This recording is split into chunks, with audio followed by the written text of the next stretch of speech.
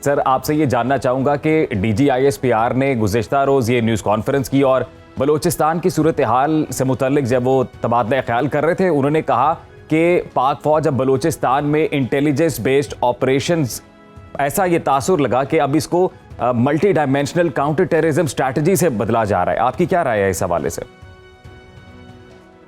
बहुत शुक्रिया आपने इनवाइट किया।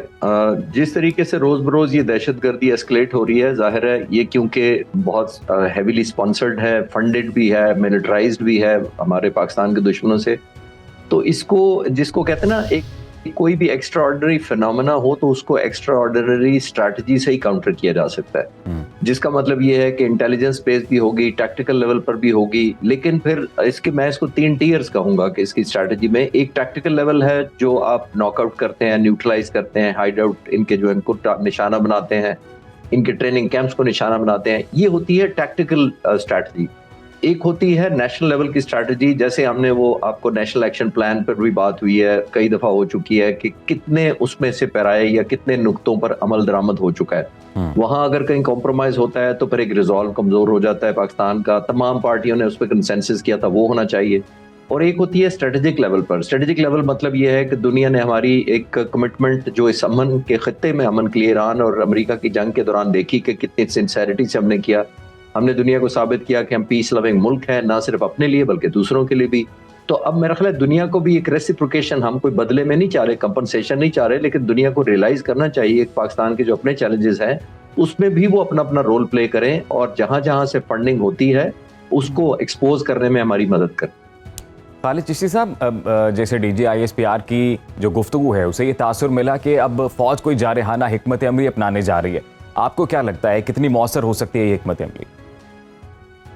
देखिए, दुनिया में कोई भी फौज तनहा नहीं लड़ती जब तक उसकी कौम पीछे ना हो, और जो उसकी मैनेजमेंट है, गवर्नेंस है, लीडर्स पॉलिटिकल हैं, तमाम के तमाम उसको बैक करते हैं। और सबसे बढ़कर जो अवाम होती है वो करे।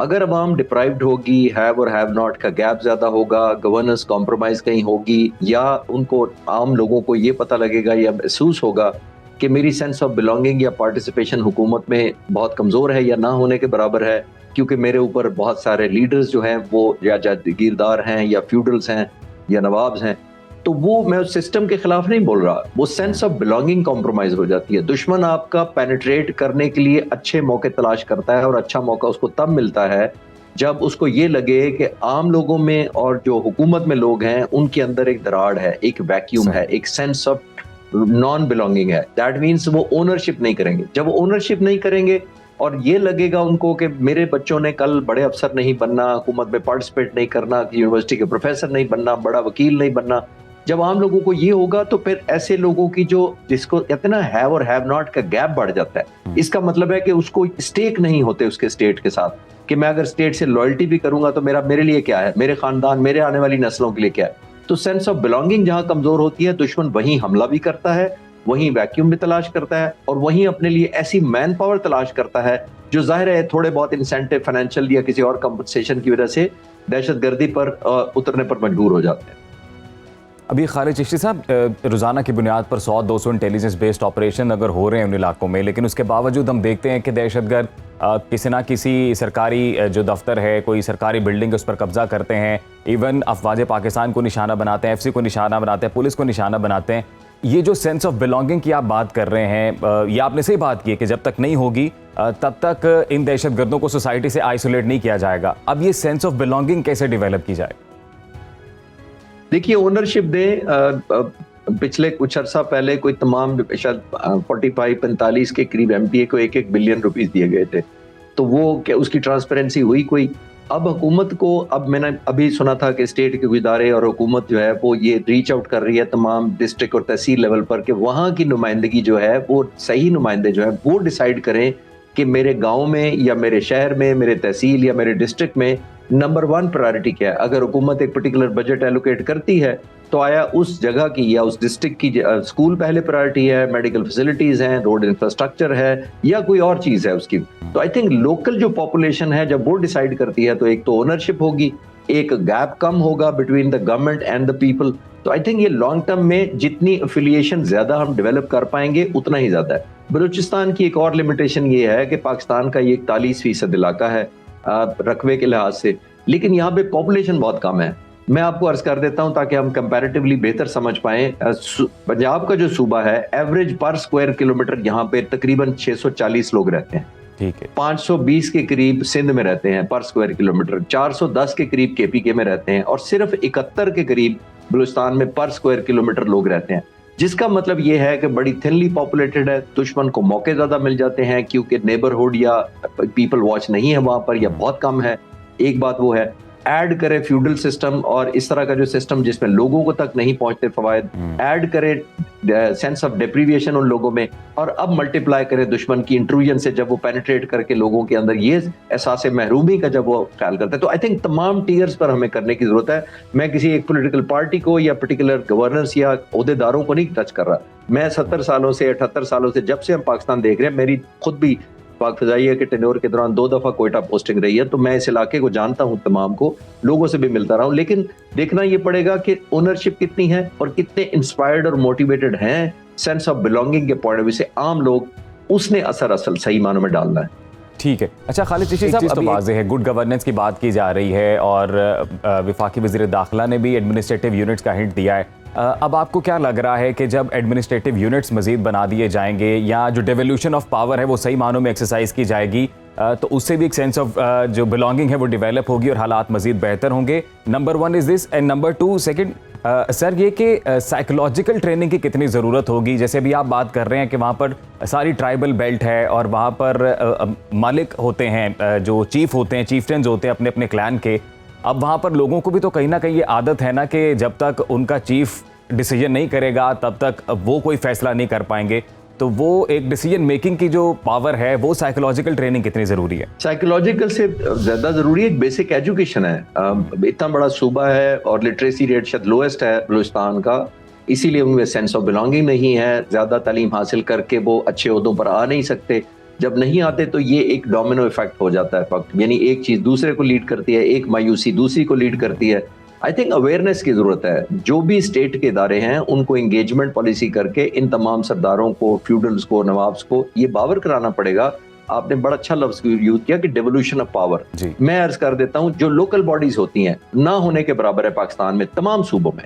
5% एक पाकिस्तान का जो एवरेज बजट कंज्यूम होता है लोकल बॉडीज के जरिए। चीन को देख लें, जहां कहा जाता है बड़ी स्ट्रिक्ट गवर्नेंस है, कम्युनिज्म है, दूसरी चीजें हैं, सोशलिस्ट है, वहां पे 85% जो है डेवोल्यूशन ऑफ पावर लोगों के नुमाइंदे खुद खर्च करते हैं, जो बजट होता है एक शहर का। यहाँ पे ऑल टुगेदर डिफरेंट हमारे डायनामिक्स है। आई थिंक हमें दुनिया से सीखना है। दुनिया ने और चाइना ने सबसे ज्यादा दुनिया का रिकॉर्ड कायम किया, लो पॉवर्टी से लोगों को निकाल के एक अच्छी रिस्पेक्टेबल लिविंग में ले गया। क्यों? क्योंकि एक सेंस ऑफ बिलोंगिंग लोगों का, अगर 85% बजट उस शहर के, उस गांव के लोगों की मर्जी से खर्च होगा तो जाहिर है ओनरशिप आएगी। ओनरशिप आएगी तो उनके मसले फोकस होंगे कि उनकी प्रायोरिटी क्या है। तो इट्स मेरा ख्याल है ये कैंपेन है ना, ओवरनाइट होने लगी है ना। मैं इसको ये कह रहा हूँ कि जो 78 सालों से है कसूर किसका है, लेकिन आइंदा आने वाले वक्तों में आई थिंक हमने दुश्मन को डिनाई भी करनी है ऐसी अपॉर्चुनिटीज, और अपने लिए भी एक सूबे को भी डेवलप करना है। तो खास तौर पर बलूचिस्तान में और उसके बाद केपीके में बहुत ज्यादा काम करने की जरूरत है। और एक वॉन बर्टन एक स्ट्रेटजिस्ट थे ब्रिटिश, जिन्होंने 1890 में एफसी बनाई थी, फ्रंटियर कोर। ये फ्रंटियर कोर अंग्रेजों ने बनाई थी और उसका कॉन्सेप्ट ये था, उसी बर्टन ने कहा था, जो उनका मिलिट्री ऑफिसर था, उसने कहा था let the owners of the land be the keepers of the land. अब इससे सिंपल मेरा ख्याल है डेफिनेशन जो तकरीबन 150 साल पहले एक शख्स कह गया ब्रिटिश तजर्बा करके, उसने पुलिस तमाम के तमाम लोकल बनाई थी, उन्हीं को स्टेक होल्डर बनाया था, वही लॉ एनफोर्समेंट करते थे, वही एक जिसको कहते हैं विजिलेंस रखते थे, वही स्मगलिंग रोकते थे। तो जितनी सेंस ऑफ बिलोंगिंग उस वक्त 150 साल पर अंग्रेजों ने सोची थी, मेरा ख्याल है उसकी जरूरत आज भी है।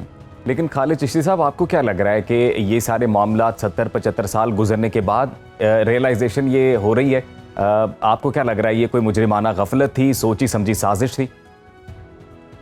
नहीं, हमारी लिमिटेशन है सिस्टम में, क्योंकि हमने वहाँ अपनी अलायंसेस बनाने होते हैं, अपनी मर्जी की गवर्नेंस करनी होती है। पॉलिटिकल पार्टीज कॉम्प्रोमाइजेस कर जाती हैं because of their own short term political gain, या अपनी सीटें, या अपनी मेंबरशिप, या अपनी चीफ मिनिस्टरशिप, या गवर्नरशिप, और मुख्तलिफ ओहदे हो सकते हैं।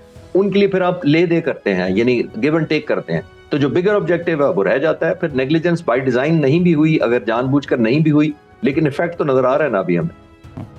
बिल्कुल। अभी गुड गवर्नेंस की जब हम बात कर रहे हैं, क्योंकि DGISPR ने बड़ा जोर दिया गुड गवर्नेंस पे, आपको क्या लगता है उस हवाले से पहला कदम क्या होना चाहिए पहली प्रायोरिटी अफवाज पाकिस्तान के लिए बिलखसूस क्या होगी, क्योंकि हमारी अफवाज को ही चैलेंजेस का सामना है ज़्यादा वहाँ पर? देखिए, फौज खुद अकेले तो स्टैंड अलोन हर एक का मसले हल नहीं कर सकती ना, दुनिया में कहीं भी नहीं करती फौज।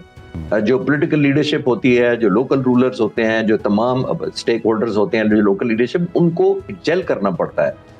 Enabling capacity, law and order, दहशतगर्दी, वो तो फौज जाहिर है कंट्रीब्यूट कर सकती है, लेकिन फौज खुद आकर एक गवर्नेंस संभाल के, गुड गवर्नेंस का मतलब ये नहीं है कि फौज आ जाए, उसका मतलब ये होता है कि हम कैपेसिटी बिल्ड करने में फौज हेल्प करे, लेकिन खुद लोग डिसाइड करें कि हमने किस तरफ जाना है। पॉलिटिकल लीडरशिप सर जोड़ के बैठे, दुश्मन हमारे सर पे खड़ा है, ये दूर की बात नहीं है, ये आज की बात कर रहा हूं मैं, तो हमें उसके खिलाफ एक एलिमेंट ऑफ यूनिटी दिखाना है। जैसे नेशनल एक्शन प्लान बना, लेकिन कितने नुकात उसमें कॉम्प्रोमाइज हो गए, बाद में मदरसों की रजिस्ट्रेशन होनी थी, मसलत का शिकार हो गए कि नहीं हुए। गुड और बैड एक दफा फिर बैठ जाएं, दोबारा फिर कंसेंसस डेवलप करें, फिर वो सारे के सारे जो स्टेक होल्डर वो अमल दरामद करें। जो पाक फौज कह रहे हैं वो एक कंट्रीब्यूट करती है और हमेशा से करती आई है, लेकिन जैसे मैंने कहा कि जब तक स्टेक होल्डर जो डायरेक्ट हैं, जो गवर्नेंस में शामिल हैं, वो कंट्रीब्यूट नहीं करेंगे और वो फेथ नहीं रखेंगे उस सिस्टम के ऊपर, स्टैंड अलोन कोई एक इदारा नहीं कर सकता। और डीजी साहब ने हार्ड स्टेट की भी बात की, हार्ड लाइन स्टेट की उन्होंने हिमायत की। खालिद चिश्ती साहब, इसको किस तरह से एक्सप्लेन करेंगे आप? देखिए, वो तो उन्होंने कल क्लियर कर दिया, मेरा ख्याल है उससे बेहतर एक्सप्लेनेशन मैं तो नहीं कर सकता। उन्होंने एक क्लैरिटी विद एग्जांपल्स मेरा ख्याल एक्सप्लेन कर दिया और आई थिंक वो मैसेज चला जाना चाहिए। ठीक है। और आपको लग रहा है कि खालिद चिश्ती साहब, अभी जैसे सेंस ऑफ बिलोंगिंग पैदा हो जाएगी, रोजगार वहाँ पर जब मिलेगा लोगों को, तो फिर जैसे जो प्रॉक्सीज हैं, जो मुल्क दुश्मन अनासिर हैं, जो इन बेरोजगारों को अट्रैक्ट करते हैं, उनको काउंटर करना आसान हो जाएगा?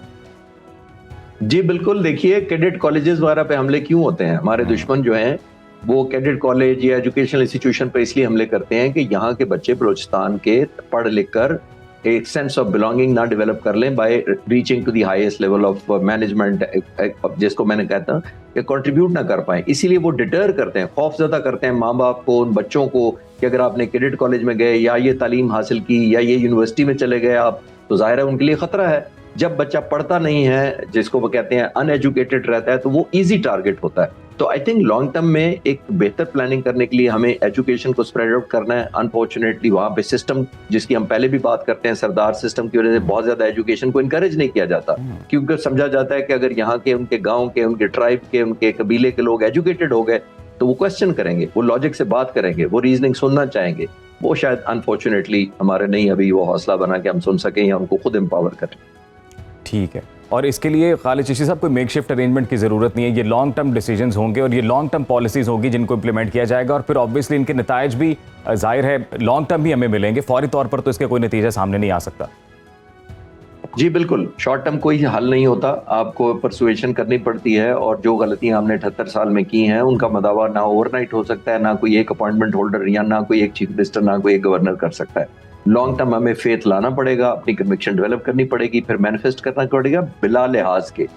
फिर हमें ये नहीं मसलते देखनी पड़ेगी कि इस पार्टी की मुझे जरूरत है या उस पॉलिटिकल लीडर को मैंने ज्वाइन कराना है तो उसकी बात मान लूं। तो वो गिव एंड टेक इस तरह नहीं करना पड़ेगा। जब कंसेंसस डेवलप हो जाए तो फिर उसकी एग्जीक्यूशन होनी चाहिए।